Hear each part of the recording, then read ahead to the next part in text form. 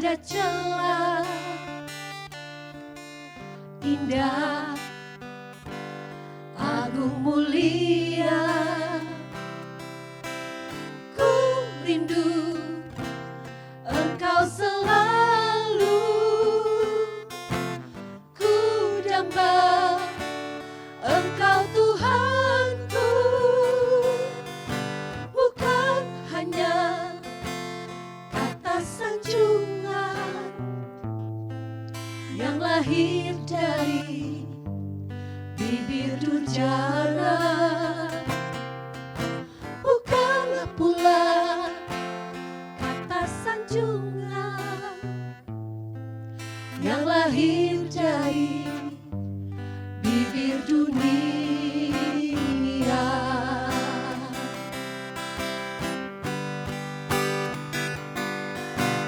Relung hati yang telah tulus kini berkata, seluruh jiwa yang telah tulus kini bernada karena kasih-Mu. Sadarlah aku karena cinta-Mu, sadarlah aku karena salib-Mu, karena darah-Mu, karena kuasa-Mu, Kau selamatkan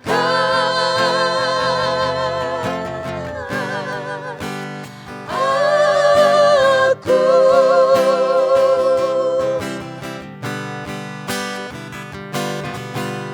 Relung hati yang telah tulus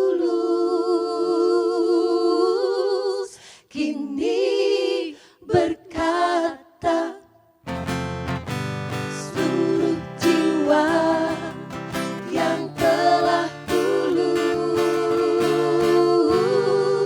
kini bernada karena kasih-Mu. Sadarlah aku karena cinta-Mu, sadarlah aku karena salib-Mu, karena darah-Mu, karena kuasa-Mu, Kau selamatkan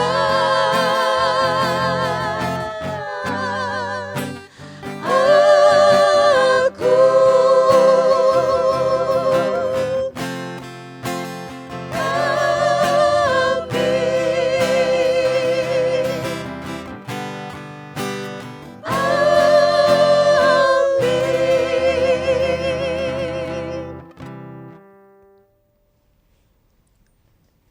Shalom pemirsa TVRI Yogyakarta dimanapun Anda berada. Bersyukur sekali hari ini kebersamaan program Pijar Kristen TVRI Yogyakarta sudah dibuka dengan sebuah pujian berjudul Relung Hati yang dinyanyikan oleh vokal grup Blessed Woman. Tentu saja pujian ini menambah semangat, sukacita dan juga rasa syukur kita hari ini.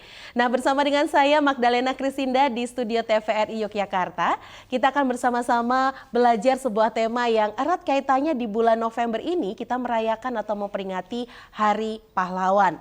Nah, tema Pijar Kristen edisi kali ini adalah meneguhkan solidaritas kemanusiaan kebangsaan sebagai perwujudan spirit kepahlawanan. Bersama dengan saya di studio sudah hadir Bapak Pendeta Dr. Andes Indrianto Adiatmo Emin. Beliau adalah Ketua Asosiasi Pendeta Indonesia atau API DPD Daerah Istimewa Yogyakarta. Shalom Bapak Pendeta Indrianto. Shalom Mbak Mahda, salam birukun, Oke. baru merdeka. Merdeka. Merdeka pemirsa TVRI, haleluya. Haleluya. Wow, luar biasa. Langsung saya ketularan semangat spirit merdekanya loh. Amin. kalau bicara merdeka langsung ingat para pahlawan ya Pak Iya, ya. betul. Yang sudah berjasa kepada negeri ini tidak Iya. hanya pahlawan pria tapi juga pahlawan wanita. Wah, ini kewanitaannya mulai muncul Iya, ya. saya ingat Dewi Sartika, Oh, iya. Cut Nyadin, Iya. R.A. Kartini, Iya, ya, iya. dan juga masih banyak lagi pahlawan wanita yang juga turut mewujudkan kemerdekaan Indonesia. Saya yang laki-laki Iya. juga nggak mau kalah dong, para pahlawan pria dari Indonesia Timur. Iya. Karena saya pakai pakaian Indonesia Timur dari Sumba ini ya. Menarik Tenun Sumba. sekali, kain Dari- Nusantara ya. Iya, pahlawan dari Indonesia Timur, misalnya Patimura, Ah iya, lalu Hasanuddin, Ya, ingat saya. lalu Pak Kaisepu dari Ya, Papua, Frans Kaisepu. dan masih banyak lagi yang lainnya. Ya, jadi kita harus melihat bahwa peran mencapai kemerdekaan bagi bangsa kita dan berdirinya Negara Kesatuan Indonesia itu semua karya pengorbanan dari semua elemen masyarakat rakyat Indonesia dari Barat, Tengah, dan sampai ke Indonesia Timur. Iya, sehingga hari ini kita mau belajar spirit kepahlawan ini, Iya, betul. kepahlawanan ini berkaitan dengan spirit pengorbanan juga ya. Iya, Baik. hanya persoalannya begini Mbak Mahdaya dan juga pemirsa TVRI, spirit kepahlawanan itu seringkali dimaknai sebagai sesuatu yang mendorong kita untuk melakukan langkah-langkah kehidupan, perjuangan gitu ya, yang harus angkat senjata gitu ya, berdarah-darah, ya bangsa satu melawan bangsa yang lain gitu ya.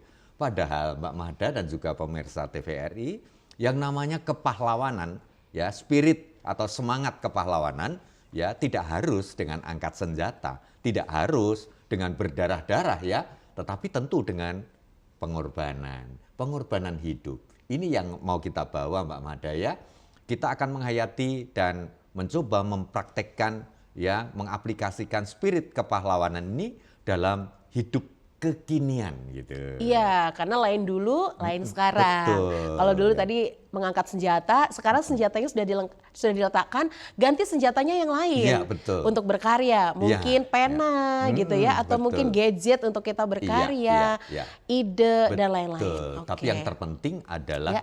pesan rela berkorban. Itu yang perlu kita catat dari kepahlawanan para pendahulu kita yang harus kita lestarikan, kita amalkan dan aplikasikan dalam kehidupan kekinian. Iya, Ya. wah menarik sekali. Ya. Nah sebelum berbagi tentang spirit kepahlawanan nih Pak Pendeta, penting untuk kita juga menyampaikan kepada pemirsa, adakah keprihatinan atau hal-hal yang Bapak jumpai buat warga ataupun masyarakat hari-hari ini berkaitan tentang rela berkorban ini? Iya.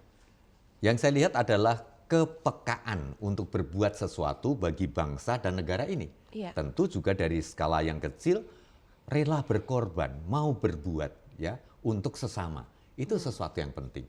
Di zaman perjuangan dulu, Iya. saya kan termasuk agak kakek-kakek gitu. Itu saya dengar dari cerita ayah saya yang pejuang bener ini ya. Iya.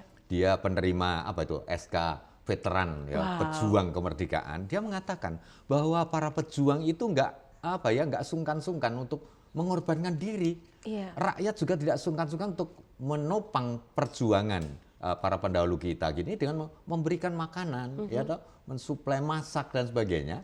Nah, para pejuang itu mempertaruhkan bukan hanya tenaga loh, bukan hanya waktu, tapi juga darah dan nyawa itu loh. Nah, keprihatinan kita kadang kita sulit menemukan praktek kepahlawanan di zaman ini. Misalnya kita melihat orang kecelakaan ya, perlu ditolong kan? Sangat perlu. Mobil kita naik mobil, naik motor di stop tidak mau berhenti. Saya mengalaminya sendiri itu ya. Iya. Ketika anak saya bersama saya kecelakaan mobil ya, berdarah-darah ya, kita nyetop mobil kendaraan saya untuk menolong susah. Untungnya Tuhan kirim patroli polisi ya, dengan ibu komandan Polsek ya, itu menolong kami. Iya, iya. Juga ketika ada pemuda-pemudi ya, mungkin tawuran, kemudian ada satu anak yang menjadi korban dikeroyok, tidak ada yang menolong. Juga ketika orang kecopetan atau kena kelitih gitu ya, orang takut untuk menolong ya, dan akhirnya tidak menolong. Ini keprihatinan. Nah, tentu dalam skala besar ketika bagian masyarakat kita bangsa ini ataupun bangsa lain mengalami musibah, apakah kita terpanggil untuk menolong? Kepekaan untuk rela berkorban itu merupakan ciri khas dari spirit kepahlawanan yang mau kita gumulkan hari ini. Iya. Wah, menarik sekali. Spirit kepahlawanan ditambah spirit rela berkorban, dan ada juga unsur proaktif yang tentu kita harus miliki ya. Karena sekedar peka tapi kita tidak do something atau proaktif, nah ini saling melengkapi tentu saja. Yakobus berkata, iman tanpa perbuatan itu mati. Ya. Mati. Bagai tong kosong nyaring bunyinya, itu kata Rasul Paulus ya. Iya. Betul. Nah, kemudian apa kata Alkitab untuk menjawab keprihatinan atau persoalan bangsa ini terkait tadi spirit rela berkorban, Pak Pendeta? Jadi kita harus mendasarkan pergumulan kita atas tema spirit kepahlawanan ini dari firman Tuhan ya. Kita mau buka dari Injil Lukas ya. Lukas pasal yang ke-10. Kita mulai baca dari ayat yang ke-25 ya. Spirit kepahlawanan rela berkorban, Injil Lukas pasal yang ke-10 ya. Kita baca dari ayat yang ke-25 dan seterusnya. Pada suatu kali berdirilah seorang ahli Taurat untuk mencoba Yesus. Katanya, "Guru, apa yang harus kuperbuat untuk memperoleh hidup yang kekal?" Jawab Yesus kepadanya, "Apa yang tertulis dalam hukum Taurat? Apa yang kau baca di sana?"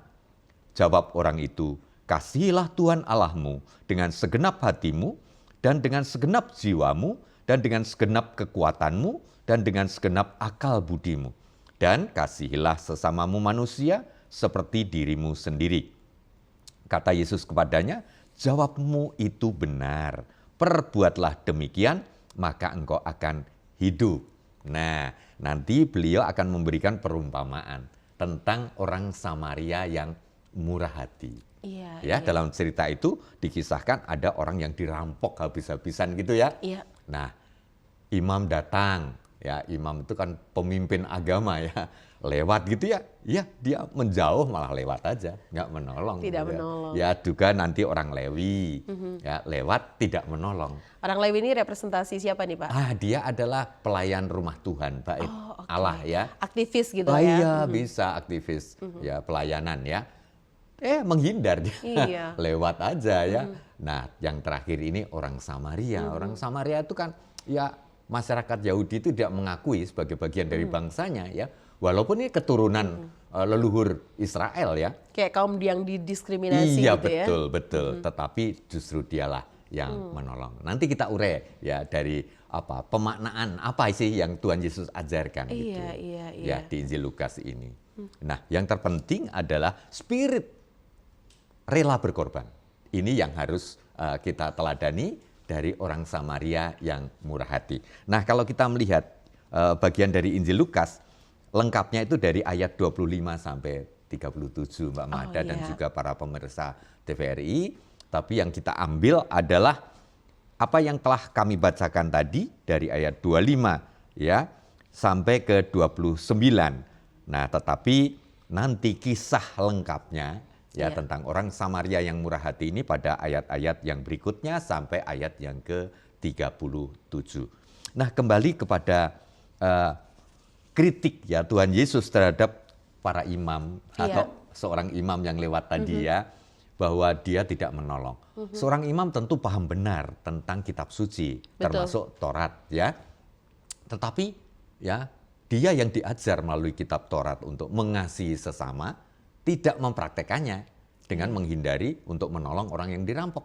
Padahal jelas-jelas membutuhkan. Wah iya, sementara dia hafal betul itu hukum kasih ya. Iya. Nah, yang kedua orang Lewi tadi itu ya orang yang aktif di pelayanan bait Allah ya, bait suci tentu sangat hafal ajaran-ajaran juga tapi tidak melakukannya. Baik. Nah, ini kritik bagi kita. Nah, sebelum kita lanjutkan kritik untuk kita sebagai umat Tuhan, kita akan lanjut ya pemirsa TVRI. Setelah jeda pariwara yang berikut ini, tetap nantikan program Pijar Kristen.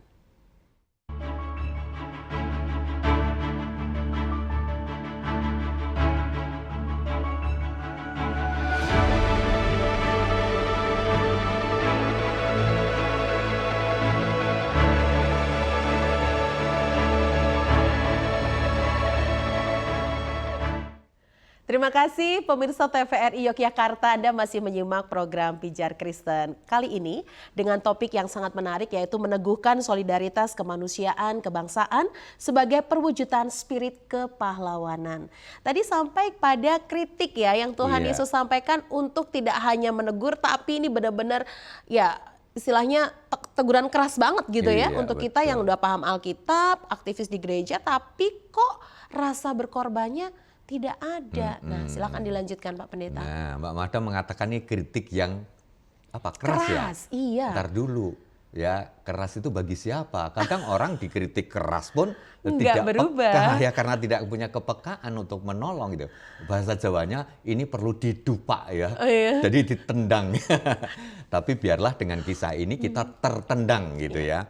Bahwa para imam ya tentu saja ini bisa dikatakan kaum rohaniwan ya yang sangat paham ajaran agama, ajaran Tuhan, juga para pelayan jemaat, pelayan gereja dan aktivis pelayanan umat ya. Mestinya kita mempraktekkan apa yang Tuhan ajarkan kepada kita, mengasihi sesama dalam keadaan yang bagaimanapun. Tapi memang ini tidak mudah. Suatu ketika saya itu kan terima hibah kendaraan VW Kombi ya dari Rumah Sakit Bethesda, itu ambulan itu. Iya. Lalu saya lewat kampus UGM. Di sana ada mahasiswi yang kecelakaan gitu ya. Iya. Berdarah-darah. Nah, saya ini orangnya terus terang ya, kurang berani melihat darah. Nah, tetapi saya ingat saya diajar untuk menolong ya. Saya coba kuasai itu perasaan kurang tega ya melihat darah-darah gitu ya.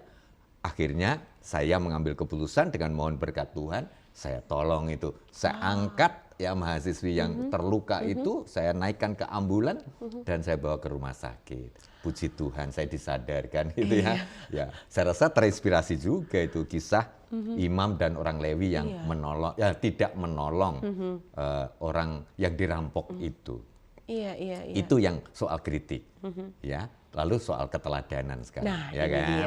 Keteladanan ini orang Samaria. Sekali lagi, orang Samaria ini sesungguhnya lihat sejarah, ya dia kan keturunannya Yakub gitu ya. Jadi sesungguhnya orang Yahudi juga, tapi kemudian dalam perkembangan zaman orang Samaria ini tidak diakui sebagai bagian dari orang Yahudi, orang Israel ya. Akhirnya mereka terdiskriminasi sebagai masyarakat kelas bawah bahkan outsider gitu ya. Nah, tetapi justru dia yang dipakai Tuhan Yesus untuk memberi pengajaran kepada kita semua ya, juga kepada imam, orang Lewi, rohaniwan, pendeta, pastor ya, suster bruder dan yang lain tadi. Nah, keteladanannya adalah spirit rela berkorban yang dia praktekkan betul. Jadi dia itu ya dengan ya kalau kita lihat ya menolong orang kecelakaan itu sesuatu yang tidak mudah. Pasti ada pengorbanan. Betul. Ya. Ini orang yang sedang dirampok, menolong orang yang sedang dirampok. Konsekuensinya kan besar. Siapa tahu perampoknya masih dekat situ. Dia ikut dirampok dia, dihajar habis-habisan. Tapi dia mengambil keputusan, saya harus menolong dengan segala konsekuensi. Yang kedua konsekuensinya, menolong orang Samaria ini kemudian kan membalut, tentu dibersihkan dulu ya. Dulu belum ada betadin ya, belum ada alkohol ya. Belum. Ya, tapi Ini semampu dia dibersihkan ya, kemudian ya. dibalut, lalu dia bawa ke penginapan. Di penginapan dia menitipkan orang ini untuk dirawat oleh pemilik dan para pekerja penginapan. Lalu apa konsekuensinya? Duit. Iya. Dia memberi uang untuk bisa menolong orang ini. Jadi pengorbanan itu nggak main-main dia. Tetapi dia lakukan itu. Dan yang terakhir dari tadi, dia dianggap sebagai masyarakat outsider tadi ya, tapi dia tetap menolong, menunjukkan bahwa orang yang tersisihkan pun bisa menolong, gitu ya. Termasuk kita misalnya, kita orang yang tidak terpandang ya, ternyata kita bisa dipakai Tuhan loh, seperti orang Samaria yang murah hati. Itu keteladanannya Mbak Mada ya. Jadi kita tuh berkorban tidak hanya waktu, tentu saja ya, karena waktu adalah berharga. Kita tahu waktu sama dengan uang, begitu orang dunia berkata. Berkorban waktu, tenaga, bahkan uang, sampai esok hari masih masih diperhatikan juga ya. Sepulangnya akan dicek lagi dia. Jadi kayak benar-benar sepenuh hati kalau kita melakukan sesuatu atau menolong seseorang. Betul. Luar biasa. Iya, jadi kita dalam kehidupan masa kini Iya. juga harus mempraktekkan keteladanan orang Samaria ini dengan satu pegangannya itu kan hukum kasih. Kasih yang kedua ya, Iya. kasihilah sesamamu manusia seperti dirimu sendiri. Bayangkan kalau kita yang kecelakaan dan tidak ada orang yang mau menolong. Iya. Ya, kalau berdarah-darah, kehabisan darah bagaimana? Ya, maka kita harus ya kalau aku dia. Iya. Ya, maka ini mendorong kita. Ya, demikian pula spirit kepahlawanan tadi, rela berkorban apapun konsekuensinya. Nah, gitu ya. Dan terus terang kadang nih ya Pak Pendeta, saya mewakili pemirsa, kadang kita tuh mau nolongin takut. Takut tadi keluarnya nggak cuma waktu, Iya, tapi iya, habis-habisan. Kadang kita berpikir, lawang saya aja butuh dibantu gitu Iya, ya. iya, betul. Apalagi saya harus melakukan seperti itu. Iya. Wah, ada baiknya cari aman sajalah. Tapi ternyata itu bukan pilihan yang tepat ya. Betul. Menolong itu apakah bisa kita begini, saya hanya punya waktu dan tenaga, tapi saya nggak punya uang, atau saya hanya bisa membantu uang nih Pak Pendeta. Apakah hal itu boleh kita ambil perbagian-perbagian sesuai Iya. kemampuan kita? Sesungguhnya begini, pemahaman firman Tuhan harus utuh ya. Iya. Artinya firman Tuhan itu tidak hanya ditujukan kepada mereka yang mampu menolong, Iya. yang nampaknya mampu. Iya. Tapi semua orang bisa menunjukkan dan melakukan tindakan kasih dengan Iya. pengorbanan apa yang dia miliki. Oke. Setiap orang dikaruniai kemampuan oleh Tuhan dalam bentuk apapun. Ya, seorang yang kaya tentu banyak uang, banyak harta benda. Iya. Itu yang bisa digunakan sebagai senjata untuk menolong dengan ikhlas rela berkorban. Orang yang tidak punya harta benda, dia punya tenaga, Iya. berikan tenaga. Tukang bisa membantu itu ya, menolong dengan mengangkat, apalagi misalnya korbannya maaf ya, Mbak Mada misalnya. Untuk mengangkat Mbak Mada, Iya. saya tidak kuat. Nah, Harus- dibutuhkan orang yang Iya, kuat. harus kolaborasi alias Iya, kerjasama ya. Orang yang tahu medis bisa menolong. Iya, iya. Orang yang hanya bisa mendoakan. Orang tua itu kan sudah tidak mampu tenaga, mungkin juga dana tidak begitu punya. Ya, dia bisa mendoakan loh. Jadi Iya. semua bisa dipakai oleh Tuhan. Oh, untuk artinya menolong. kita tetap bisa spirit berkorbannya ini kolaboratif ya. Betul. Bekerja sama ya. Jadi kita jangan sampai terus beralasan, kan saya punya keterbatasan nih Pak, jadi saya memilih tidak membantu. Tapi justru dengan keterbatasan itu ya pemirsa, keputusan kita untuk berkolaborasi atau bekerja sama ini adalah pilihan yang bijak Iya, untuk era sekarang gitu ya. Iya. Baik. Apalagi dalam konteks kebangsaan, Oke. kenegaraan. Ini harus kerjasama ya. Iya. Setiap orang, setiap warga negara, setiap elemen kebangsaan, ya itu saling menopang, mempersembahkan apa yang dia miliki untuk kehidupan masyarakat, bangsa dan negara ini. Wah, menarik sekali ya. Sekarang kita berperangnya tidak tadi angkat senjata, tapi bagaimana melawan tadi apa egois kita Iya, gitu ya, betul, ya. egosentris kita. Baik Pak Pendeta, sebelum kita tutup dalam doa berkat ya, apa yang kemudian Bapak ingin highlight atau garis bawahi, tekankan atau Bapak ingin dorong ulang gitu ya kepada pemirsa TVRI supaya spirit kepahlawanan ini bisa menular dalam banyak aspek kehidupan, bahkan tidak hanya orang yang dewasa, bahkan yang anak-anak, pemuda pun juga terlibat. Baik, jadi kondisi dari zaman ke zaman, setiap zaman itu punya tantangannya sendiri, setiap zaman punya pergumulan masalah sendiri, di mana kita tidak bisa menghadapi masalah itu sendirian. Maka perlu saling mendukung, termasuk kehidupan masyarakat, bangsa, di sebuah negara, bahkan di dunia gitu ya. Misalnya contoh, kita menghadapi bencana alam. Ini kan musim kemarau ya, masih kemarau atau mulai masuk musim penghujan Pancaroba ya. Mungkin di daerah-daerah tertentu seperti di Sumba yang baru saja kami layani dari Iya. tim Yakoma PGI didukung beberapa personel Asosiasi Pendeta Indonesia. Di sana kekeringan, butuh air. Nah, untuk memperoleh air untuk kebutuhan hidup sehari-hari, butuh uang untuk membeli 1 tangki air. Iya. Nah, kita bisa ya mengorbankan apa yang kita miliki, menolong saudara-saudara kita sebangsa di daerah tertentu yang kekeringan. Iya. Misalnya Gunung Kidul lah yang dekat, ya, atau tadi yang agak jauh-jauh ya, daerah-daerah Nusa Tenggara Timur ya, itu banyak karena musim penghujannya pendek gitu ya. Kemudian di tengah suasana kita mungkin merasa kurang aman karena kriminalitas tinggi ya, kita bekerja sama, saling menolong. Ya, bagaimana jogo desa ya, jogo dukuh ya, menjaga keamanan lingkungan. Juga kita dengarkan beberapa bulan yang lalu ya, Jakarta itu kan polusinya tinggi sekali. Iya. Polusi udara. Kita bisa melakukan sesuatu untuk menolong. Yang punya uang beli masker, yang punya banyak kendaraan, dipakai satu aja ya, berkorban satu kendaraan untuk banyak anggota keluarga. Dan masih banyak yang bisa dilakukan di tengah situasi masyarakat modern. Yang terpenting, jangan sampai kita kehilangan naluri berkorban, ya, naluri mengasihi sesama, masyarakat, bangsa dan negara kita. Wah, menarik sekali, rasanya ingin panjang lebar kita cerita karena topik ini sangat-sangat bermanfaat. Dan sebelum kita berpisah nih Pak Pendeta, boleh doa berkat dulu kepada untuk pemirsa supaya pemirsa kita juga makin damai sejahtera. Iya, mari pemirsa TVRI kita bersama mengambil saat teduh, dan biarlah dalam melaksanakan amanat firman-Nya kita diberikan anugerah keberanian, rela berkorban, dan semangat kepahlawanan ada pada diri kita masing-masing. Kiranya anugerah cinta kasih Allah Bapa, semangat pelayanan dan berjuang untuk keselamatan di dalam Tuhan Yesus Kristus, dan api Roh Kudus turun atas saudara semuanya. Amin. Amin. Terima kasih Pak Pendeta Indrianto. Kembali kasih. Sehat selalu. Amin. Salam buat teman-teman Yakoma. Iya, merdeka. Merdeka. Haleluya. Haleluya. Baiklah pemirsa TVRI Yogyakarta, demikianlah kebersamaan kita dalam program Pijar Kristen edisi kali ini. Terima kasih untuk Anda yang sudah menyaksikan, dan saya Magdalena Krisinda beserta dengan kru yang bertugas juga mengaturkan terima kasih. Tuhan Yesus memberkati. Sampai jumpa dan Shalom.